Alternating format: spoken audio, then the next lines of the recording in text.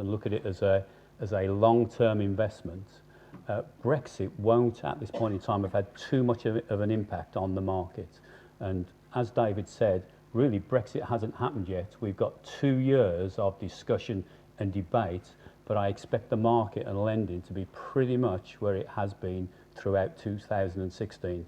Pretty solid, pretty steady, and money available.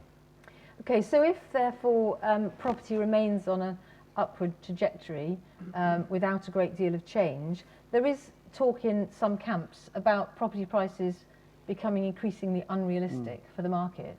Can they really keep rising? Well, the estimates for this year, despite Brexit, are house price inflation at about 8%. So we're not seeing anything in our conversations with any of our clients where that should change for next year. Bottom line factor, as I'm sure Martin knows, is we're not building enough property.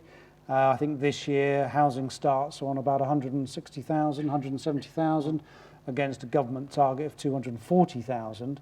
So, the appetite and demand for property is still there. In our branch network, applicants on sales and lettings, haven't changed at all. So that supply and demand factor is still very prevalent in the marketplace. So therefore, pricing, I'm afraid to say, will continue to increase, which is not particularly good news for first-time buyers, but for investment, capital growth is potentially a good thing. Paul, have you got anything to add to that? Only really to sort of reflect what David's saying. The UK housing market for a long time has always had more demand than it's had supply. So the question was, how unrealistic is it? Well, what is unrealistic? If you take London out of the marketplace, because that's a marketplace on its own, steady rises of 2, 3, 4% are pretty common ground at the moment. I don't think anybody can really say what is unrealistic, because whilst people fit lending criteria, whilst wages go up and people can buy and get more, I don't think there is a ceiling on an unrealistic level for house buying at the moment. Okay, so predictions. I know it's difficult when you know you're being filmed and someone's going to pick this up in 3 years' time and say, aha. So let's talk about predictions for, say, 2 to 3 years' time. What would you say, percentage of value? What, house prices going up? Yeah. I'm not going to put a percentage on it, obviously, but I'll go back to what I said earlier. If people in the room are looking to invest in the long term, and you should only really be looking to invest in the long term, because short term brings immediate risk, whatever you're investing in. If you're investing for the long term and markets remain where they are, housing will remain a good investment. I think the only thing to add to that is that there is an issue in the marketplace at the moment about stamp duty. And I believe that housing transactions for this year will be about 1.3 million. Next year it's predicted to go down to about 1.2 million. And again, it's this supply and demand imbalance. And if there's less transactions, less property coming to market for both sales and lettings, inevitably that price is going to continue to rise. As to what percentage that is, if house price inflation this year is 8%, it's not going to exceed that, I wouldn't have thought, but certainly anywhere up towards that. It might be a good time, Karen, for you to just remind everybody what the position is with stamp duty, particularly for those in the audience who are, thinking of entering the market. So a quick refresh from you would be great. Obviously, there's a change in the legislation in March this year, which meant if you're buying a property to rent out or a second property at all, you're seeing a 3% increase. And just to put that in perspective, if you were buying a property last year for 250,000, you'd have paid £2,500 in stamp duty. If you bought the same property for the same price tomorrow, it's now up to 10,000. So as an investor, it does mean that up front you've got to have a lot more cash. You not only need to have your deposit to get your good loan to value on the mortgage, as Paul and his colleagues can advise you, but also you need to have that extra surplus cash up front as well to actually pay the stamp duty to actually buy the property in the first place. And from a tax point of view, obviously you will get relief for the additional stamp duty, but only when you come to sell the property. So again, it's back to Paul's long-term investment. It is a lot of money to put down on a property in addition to the deposit, and it's just being aware that money has to be found in advance, and the tax relief will come, but only on sale in the future. So that may well be changing people's attitude possibly to investments in property in terms of having X amount of cash available to actually do the transaction. And is this with us for the long term? I mean, is either Brexit or the position with actual income coming in from stamp duty, are either of those things going to bring about any sort of reform, or is this it for a while? I think it's a definite government policy to try and dissuade people to actually invest, and hence we've talked about long-term investments rather than a quick return. The effect is that people who are requiring large mortgages for investment are going to suffer as time goes on, as probably Karen can talk about later. But so basically you do need to think of it as a long-term investment because there's a lot of money up front. Okay, let's talk about foreign investors. I mean, you talked about London, and I believe that one of the reasons that London has become sort of impossible for many people to enter as new buyers is because of the huge amount of foreign investment. Has Brexit made a difference? Is the UK now going to be able to compete? The pound's weak, or is it weak against the dollar? It's weak against Euro. You know. I think in real terms, any overseas investment now has suddenly got a 15% discount on purchase price because of the sterling price. I was with clients in Manchester and London earlier in the week, and there's more and more and more foreign investment now coming in because of sterling. Yep. So I don't think that's going to go away. Yes, Absolutely. So Alison, what's that doing to the lettings market for the UK? I mean, from a demand perspective, I mean, any large city is always going to be somewhere sound to invest in anyway, because there'll always be the demand from a tenancy perspective. From a foreign investment perspective, they do tend to opt London, Manchester, and we've seen a bit of foreign investment actually in Bristol. So I mean, the demand's there. Obviously, that will continue. That does continue to drive prices. But from our perspective, it's more about the stock levels and obviously the return on the investments for those. I mean, we tend to deal with a lot of individual landlords rather than foreign investors. So from that perspective, you know, we tend to advise on a more local basis due to our geographical sort of local knowledge, really. I think it also proves a bit of confidence in bricks and mortar in the UK economy as well, doesn't it? If people putting money into the UK, you know, it just demonstrates it's a safe haven for investment, rightly or wrongly. Does that automatically lead to price inflation and therefore the UK buyer can't compete? I think in certain areas, prime central London, that possibly is the case, absolutely.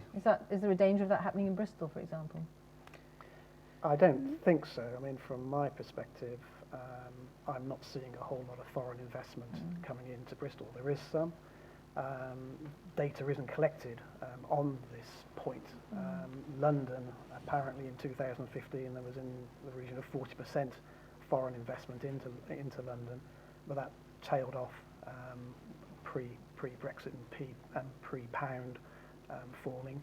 But again, I was in London on Tuesday, and I'm hearing, same as you, David, that there is a lot of interest again from overseas coming back into the prime London area, because they have definitely suffered some price adjustments, shall we say, over the last few months in the London area.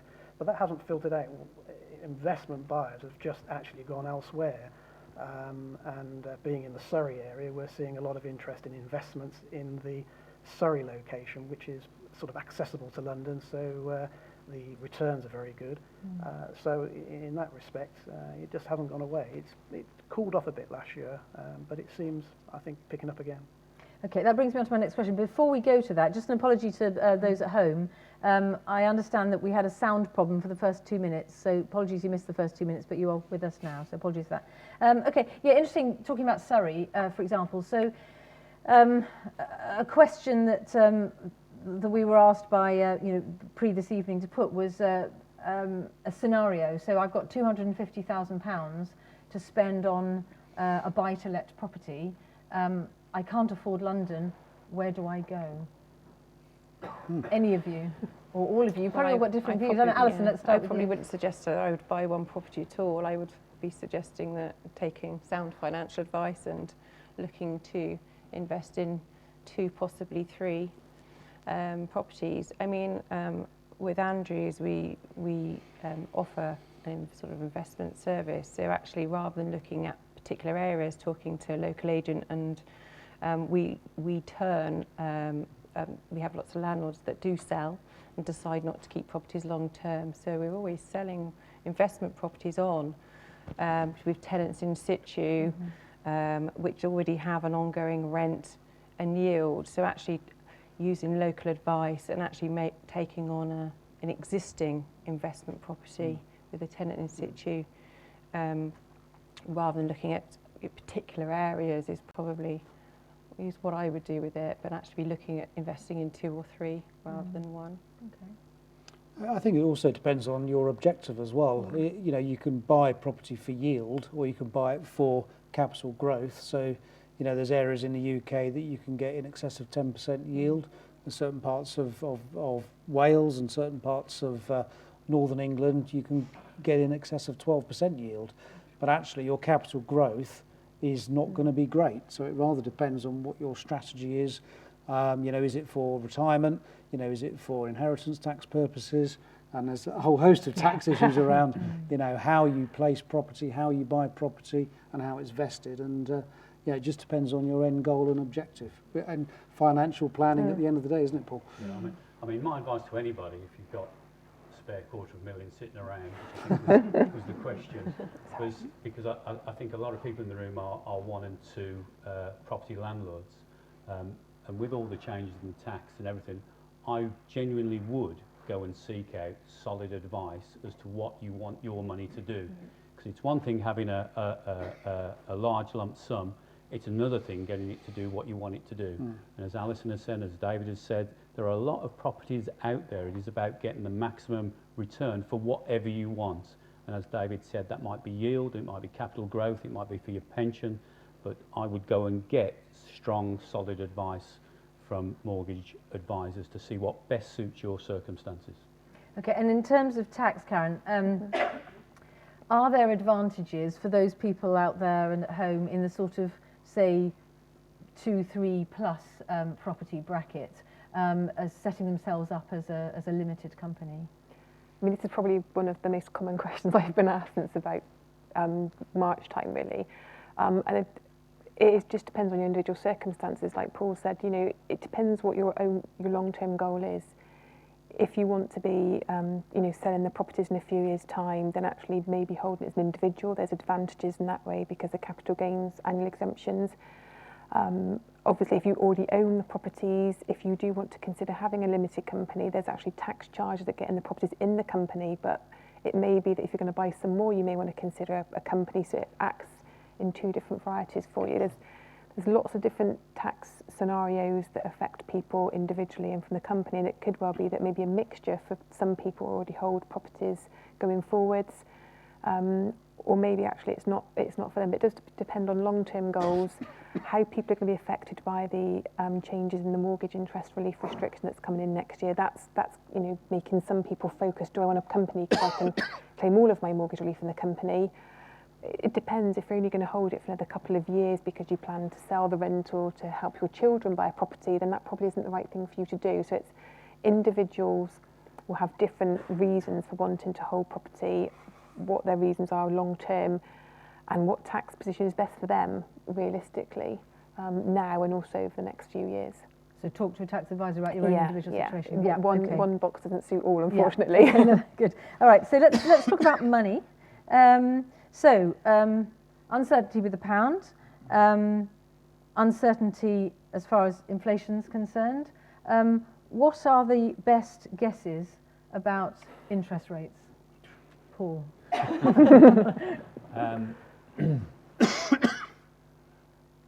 Interest rates will go up. The $1 million question is we just don't know when. I doubt, and don't hold me to this, I doubt we'll see the interest rates that we had in the mid-90s because lending is much more balanced now. But I would suspect that at some stage interest rates will rise by 1 or 2%. We are at an all-time low now, So if we were sitting here in 5 years' time, I would guess that after Brexit and a bit of settling down and everything, interest rates will be round about a couple of % higher than they are now. Of course, I could be wrong. Within 5 years? Within 5 years. But that's my personal view. If we go back 12 months, there was all talk about interest rates suddenly shooting up, then they came down. So it just depends where all the markets are. But we have been at an all-time low now for a long, long time. So to coin an old phrase, whatever goes down eventually will go up. Sorry. I just wondered what your view was this week. There's been talk in the media that actually what's been happening in the States. So just wondered what your opinion was with what was happening in the media this week about the election of Donald Trump. And there's a lot of talk that will actually have quite a media impact on things like interest rates. Okay. Well, the American election has been very interesting because not 2 weeks ago Hillary Clinton was going to get in and it was going to be like this, and it didn't happen, so it's going to be like that. What tends to happen after all sorts of elections, things settle down. Once everybody's had their say, it all settles down. And the reality is, it's not in anybody's interests for inflation to suddenly shoot through the roof or interest rates to go up. So I don't think the American election today is going to have an immediate impact on where we are. Where that might be in 12 months' time or 2 years' time, depending upon world events, might be different. But today, I think we're in a fairly settled, regular place.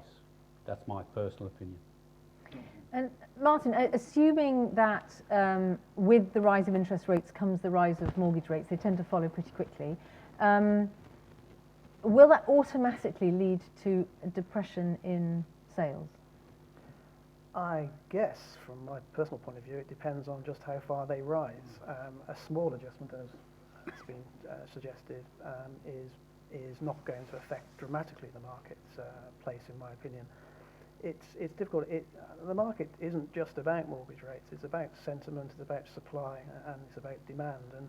And it's very difficult to predict how things will go. People are obviously worried about it, and I can understand why. But we have a fairly robust marketplace.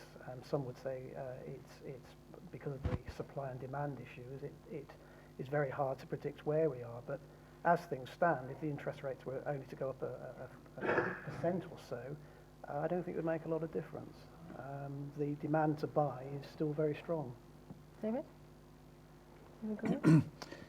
I think it's back to this long-term game, isn't it, at the end of the day? I mean, I agree with both my colleagues. I don't think interest rates are going to go up massively at all in the next 5 years. I think...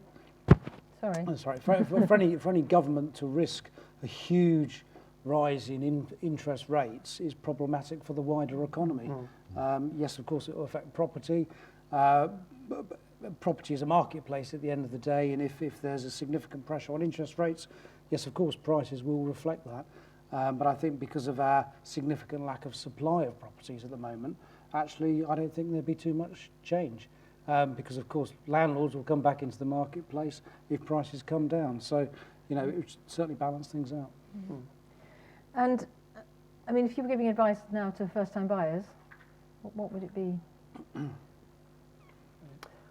From my perspective... Wait and start? I think from my perspective, particularly with the Help to Buy schemes that are available, the government are very keen to help first-time buyers onto the property ladder. Hence why we have the stamp duty issues as much as anything else. I think it's as good a time as any to buy.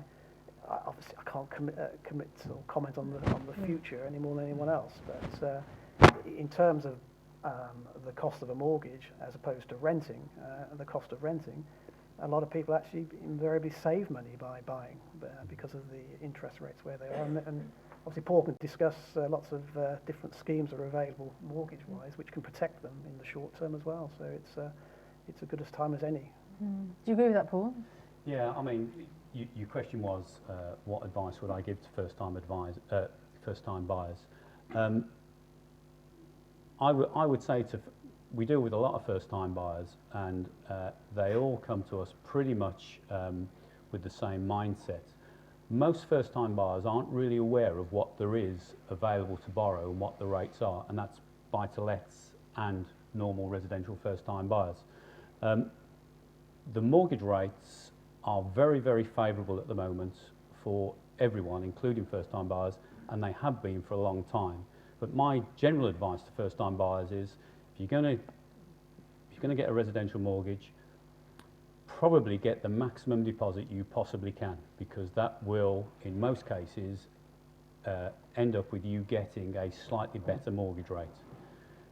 Go to a proper mortgage advisor, and remember, the mortgage advisor works for you. It's their job to give you the very best advice.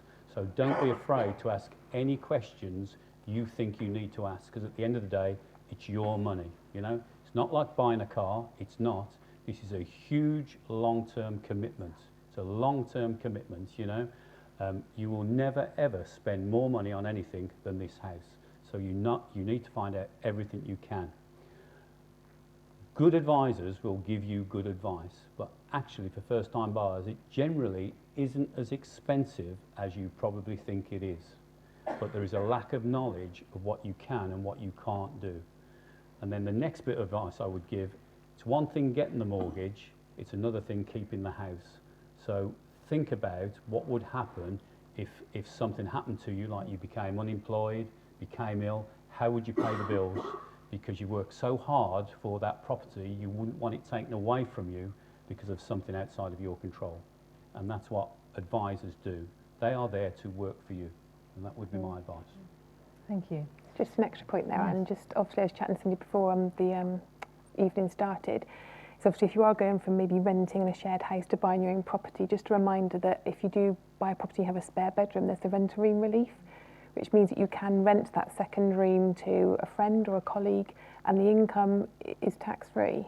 So it's a way of, buying that bigger house, maybe having the extra room or two, and you can actually receive rent on that. You don't need to disclose it to the revenue, as long as it's not excessive, but it's a way of maybe just helping towards, the running cost of the property. So it's where you can have the income without having to pay tax. And that applies to the Airbnb market and the Monday to Friday.com market and all those different markets. Airbnb is slightly different. The main crux of the rent-a room relief is that it is your home and you are living there. So if you buy a property and you live there and you've got a friend who also lives there and then pays you rent month, that's very different.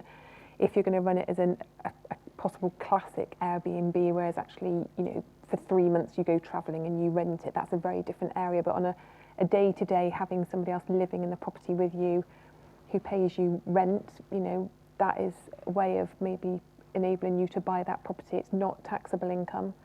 The rates have just gone up. So it's a way of maybe, taking that step from maybe the shared accommodation to having your own place, but having, that extra income coming in to help with the mortgage. That's great advice. Thank you very much indeed. Okay, there must be questions, I think, now from the audience. I'm going to try to include you. So please, hands up and we'll get a microphone to you. Yes, over there. Can I ask on that last point that Karen was making, directed at Paul, as to what the level of flexibility with lending to first-time buyers, taking into account that income and allowing them to rent that second bedroom? Okay, so my advice on that would be, it goes back to what I was saying. If you're going to borrow whatever you're going to borrow, work out how much you think you can pay and speak to an advisor to see what the options are based upon what Karen was saying for yourselves. What Karen suggested, a lot of first-time buyers don't even think of that. They don't even think of those sort of things. That's why it's important to sit down and talk to people about what the options are. I'm not sure that answers your question, but that's where I am. Okay, and at the back there, or halfway down, no, yes, just here. Hi there. Bit of a different question. I think you've all been reasonably confident without overstating yourselves in terms of what you think is going to happen in the near future. Can you talk me through a scenario that would cause Bristol house prices to drop by 10%? So talk me through what could happen that could cause that to happen. I think when you see huge spikes in any market, it's usually an external factor of some significance. that causes that. I can't see a situation where it's suddenly going to go down by 10% overnight, unless it's one of these huge events like a recession or a war or something like that significant knocks all confidence out of the marketplace.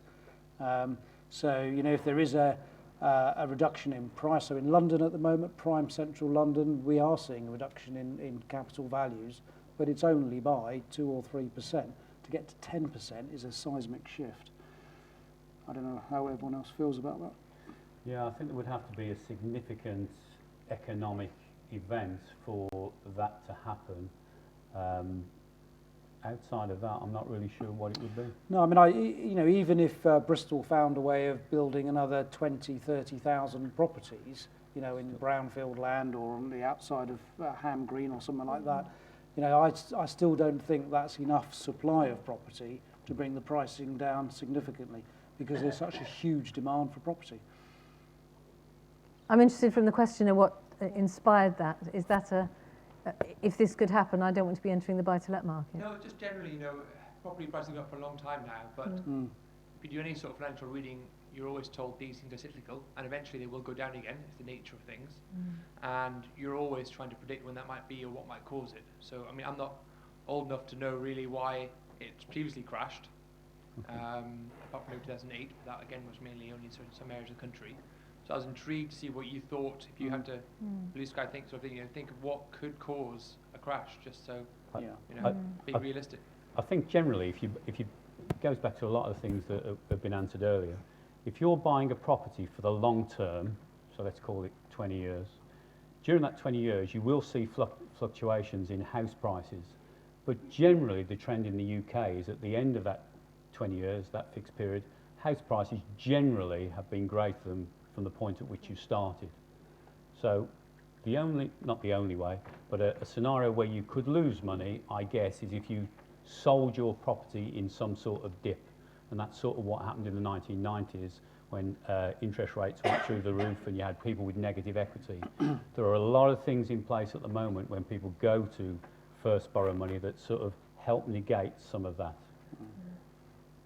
Good question. And yes, lady here. Good evening. There's been a lot of talk about the shortage of new build property, i.e. the shortage of property per se. And that's been the situation for a number of years. My understanding is this year, the actual, certainly new properties available on the market or new builds have actually gone up this year. The trend is increasing, albeit it's still very slow. What is the panel's view of government's mission on this, if you like? What's its view on ownership of property? Is it driving to try and make that easier for first-time buyers? Or what's its attitude towards private rental as opposed to institutionally backed rental business? So all those things we're talking about, what is the market going to do? My view is that if the government suddenly decides it's going to pump a load of money into building property, government-backed, then that might in itself have an impact on how people view property prices going forward. I'd be interested in the panel's views on those things. Should we start with Martin? Right. There are questions there in one. Yes. That's okay. There is obviously a demand for property. From a government point of view, they talk about trying to free up land for development. It's a slow process, and the developers generally have a number of issues they have to deal with. One of them is actually from the point of view of materials and labour to build them in the first place. So in terms of numbers of units coming to the market, it won't be a sudden, a tremendous influx of new properties coming to the market. You have a lot of issues which the government may wish to have more properties built, but they don't make it particularly easy, both at a national level and also a local level. Legislation and the planning really slows things down, sometimes for the good, particularly if you live local to a building site. You may not want to have a building site developed. But from a point of view of the developers, they do want to build properties and they want to build as many as they can. The affordable issue that you've mentioned, from a historically speaking, since the collapse of the market in 2008, one thing the government did do, which has helped the market both for first-time buyers and the developer as well, was the Help to Buy scheme, which actually a lot of units are still sold today and will continue to do so as long as the scheme's there, helping the first-time buyers onto the property ladder. And that scheme probably has been one of the most successful government initiatives to help buyers. It has its downsides, of course, but on the whole, it's difficult to predict where the future is. Everyone is talking about more units being built, and from the amount of potential developments coming through the pipeline, that should happen. How it affects prices, I don't think they'll ever build enough to actually cause prices to change. I think historically speaking, there was a time when local authorities, housing associations built 150, 180,000 units a year, as well as private sector, 150, 180,000 a year. And I think new starts for housing associations have gone right down to 15, 20,000, which is still woefully inadequate. My own personal view is I think we should have an absolute position of tenure across the UK to give people choice in their tenure, which enables people to have social mobility as well.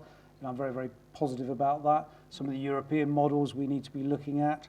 There's a lot of drive and push at the moment on build-to-rent schemes coming into the UK, which is very, very positive, backed by institutions as well. We're starting to work in some of those areas. I think, without being political about it, but you have to be, one of the key issues the UK has got is that we have a government that's in place every 5 years and then housing policy changes. What good would look like is a cross-party housing policy that lasts for 15, 20 years, that isn't political. We take the politics out of housing and we provide an all-tenure cross-party housing provision. Whether that will ever happen is another matter, but I think that's what we need. Thank you. There was another question. Yes, sir. Sorry. Just leading on from the last question, has the panel thought about taking into consideration the amount of offices which have been converted to residential under the permitted development rights legislation, which has started, I think, back in 2013? Well, Martin specifically has been involved with a lot of those schemes. I mean, from a commercial property point of view, there's a lot of cities in the UK that we've had vacant office space for years and years and years and years, and business trend has tended to be away from that space. And in a positive way, a lot of that accommodation has been converted into residential. The quality of some of those conversions are sometimes interesting, Martin, but it has brought more units back into the marketplace for residential in the central areas. Yeah, I'm not quite sure what the question is. You see it as a good thing or not a good thing? In terms of the oversupply, a lot of these things are coming on stream now. A lot of my understanding is that they got the planning initially under the PDR legislation, then they've gone back to the planners to get more enhanced schemes. Yeah. So in fact, a lot of these things are only just coming on stream rather than sort of back maybe sort of a year or 2 years ago. The scheme was extended due to popular demand, as they say, because there was a time limit on it. It's actually quite interesting because within Bristol, the commercial units, there's a shortage of good quality commercial units, and I must admit I was looking at a number of development opportunities which were subject to planning for business use, and then a lot of people came in saying, actually, no, we're going to build resi here. But actually it's gone full circle, and now some of the very big developments, because of the demand of commercial, they've gone back to planning to actually put it back to commercial again. But in some of the secondary locations, particularly, I've recently just completed a project about nearly 50 units in fish ponds locally. Most of them have gone to first-time buyers. It was a multi-storey block which frankly was pretty ugly. They've enhanced it it looks a lot better now, and there's been most of them sold off plan, and that was post the Brexit issue, which I know we've talked about, and post the stamp duty issue as well. So it depends where it is, and frankly, some of the things I've seen aren't very nice in terms of architecture, but it's about affordability, and some of these schemes are sold at a bit of a discount in comparison to the residential market locally. So you pay your money and take your choice, really. Thank you. I'm going to move on because we've got lots of questions. Yes, here.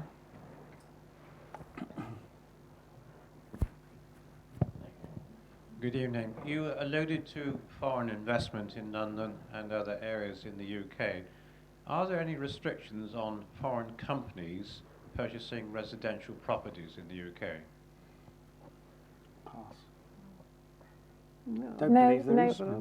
The only thing you just need to be aware of, obviously, is the ATED charge, which is an annual tax that does affect foreign companies from owning property in the UK. There's an additional taxes they have to pay each year. That's been in for a few years now. So that does affect if anyone is buying a residential property outside of using a foreign company. So there's additional charges, you know, for those particular people. That was a quick one. Okay, so over there. Blue shirt. Yep. Sorry. My question is in relation to first-time buyers. Where would you say the best place is to buy a residential property? In the best place in Bristol, or the best place south of the UK. Whereabouts in the UK? Around England area, just in general. First-time buyers. First-time buyers. First-time buyers, yeah. Good question. Why would a first-time buyer buy a property? That's probably got something to do about where they live and work. Most people would actually want to buy for some reason, which is nothing to do with the property, more to do with their life. So in terms of giving you sort of a sound answer on this, I can't, because everyone's different. Yeah, I mean, just to but help maybe out I'm on missing that. the point here. Yeah, no, I mean, in Andrew's geographical network, you know, there's certain areas that are south of Bristol. I mean, Midsummer Norton is one that comes to mind, which actually is an excellent location and has very affordable, you know, 2-3 bedroom accommodation. I wouldn't want to give you a precise figure, but certainly under 250,000, you know, you can find good 3-bedroom accommodation within, you know, very good commute distances from Bath and Bristol. I guess the question is that if you're a first-time buyer wanting to get onto the market, it's where's the most reasonable location you can find to get your first step on the ladder in a generally good area. And I'd say that most of the suburbs around Bristol are quite commutable, but are a sound long-term base, really. But I think you sometimes have to compromise. It's making a compromise sometimes, going to a different area to get onto the ladder for your first property, which is where I think you're probably coming from. So. Thank you. Okay, yes, there. In the middle, yeah.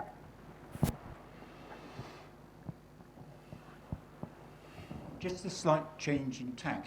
Could you tell me, could the tax advisor explain whether the stamp duty premium applies to development land for building purposes, or secondly, agricultural land for rental purposes? I mean, the new stamp duty rules apply to residential property that you're buying, and if at the end of the day you own more than one residential property, then there will be an extra tax to pay, the extra 3%. And that will apply to agricultural as well as development land? I mean, it depends what type of property you're buying. So obviously if you're buying a residential property, then there will be the extra charge. So if you're going to be buying a farmhouse, it will be a residential property. Obviously, if you already own a property, then that's in the realms of, is there an additional charge? But if you're, say, maybe moving from one location to another and replacing your family home, and it just so happens that you're moving and you're buying a farmhouse, that would be a replacement of your main home, so it wouldn't be No, I was thinking as additional property. I mean, yeah, it would apply for residential, yeah, residential property. Thank you. We've got one actually that's come via YouTube, which is about tax, Karen. So while we're talking about tax, would a limited company be advisable for someone who has income from the EU and has to top up with UK tax contribution? Like I say, put you on the spot. Put you on the spot, yeah. Like I say, you know, the use for some particular people, there is a benefit to having a limited company with a residential property, and obviously every situation is different. The reason why people are looking more so now at having limited companies compared to, say, 2 years ago is the fact that there is this mortgage interest restriction coming in from next April, which currently doesn't apply if you're in a residential property in a company. Whether that will change, I don't know. So people are looking at that as a way of maybe, in their eyes, putting themselves back in a position where they're getting full relief still for their mortgage interest. And if you do have quite a few properties, as I was discussing with someone in the audience before we started, the change in legislation coming can affect your net income quite significantly, and somebody who's potentially highly geared with a few properties could actually see it costing them to actually own these properties. So there is quite a lot of big change coming. Whether the best thing is to set up a limited company and move those properties is a completely different question. That really is fair. We've got another one from YouTube, which is also about stamp duty. We'll come back to that in a minute. Meanwhile, back to the audience in the room. If there were some more questions, I think. Yes, over there.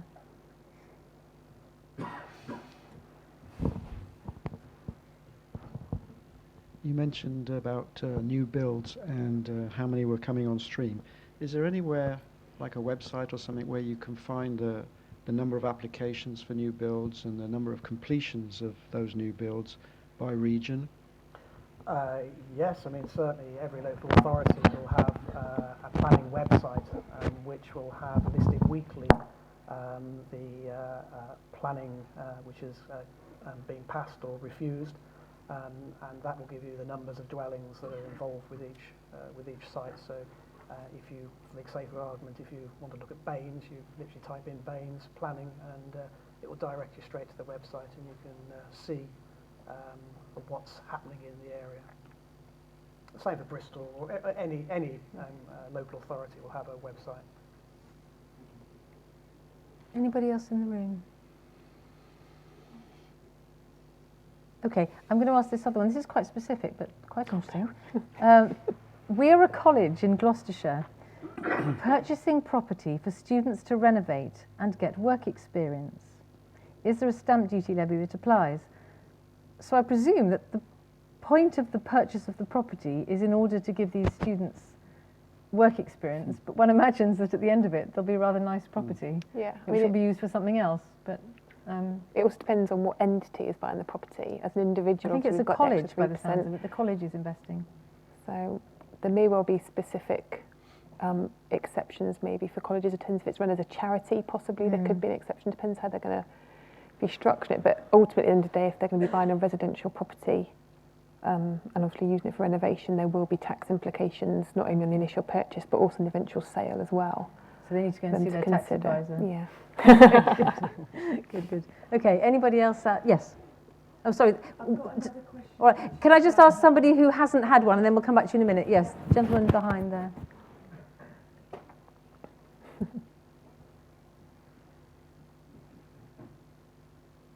Thank you. I've noticed in the last sort of 6-9 months that a number of high-end value properties, in new build properties in the centre of Bristol, including around the harbour side, don't seem to have sold. Do you think that's to do with Brexit, or is that to do with those properties being overpriced?